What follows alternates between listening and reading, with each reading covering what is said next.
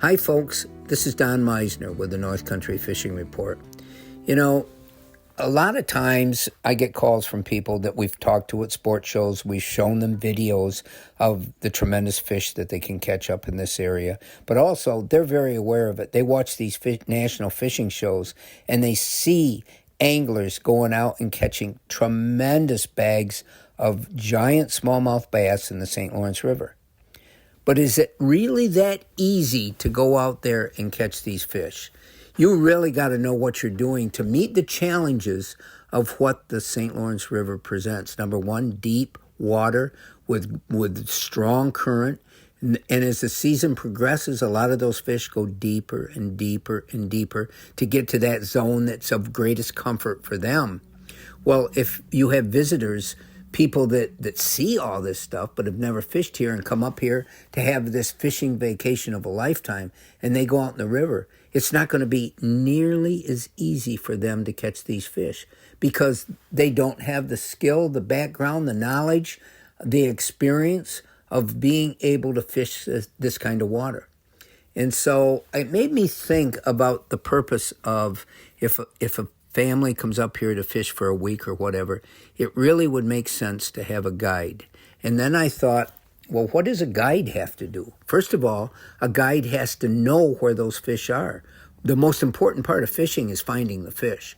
You got to know where that 10% of the water holds 90% of the fish, and that can change not only by the day, but by the hour.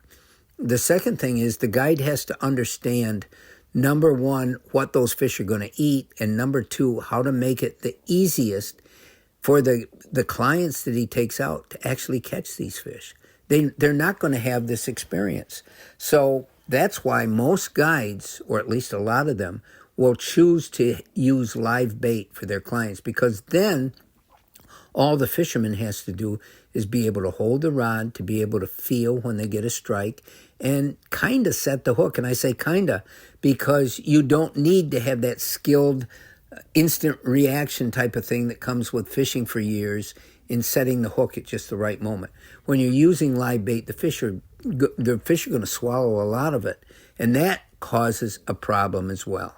If we're about catch and release, then we certainly don't want to have to try to get a hook out of the stomach or gills of a fish, because chances are that fish won't survive.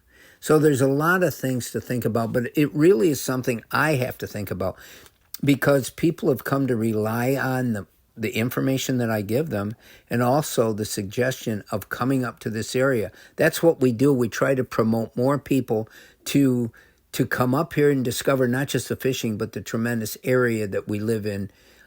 But there's always problems in doing that, and I don't want to displease people. I don't want to let them think that they can come here and do the same thing that the pros do, because even those of us who live here and fish all the time, I think it's safe to say that we're not quite as good as these pros.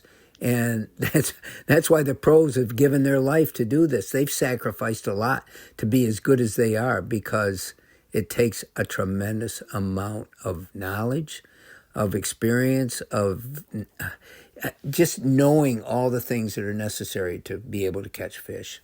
And it's something I wanted us to think about, and I really think it's important. If we're going to continue to promote our area, we got to make sure that we have ways that the visiting families that come up here can be somewhat successful, enjoy their fishing. Until next time, folks, this is Don Meissner with the North Country Fishing Report.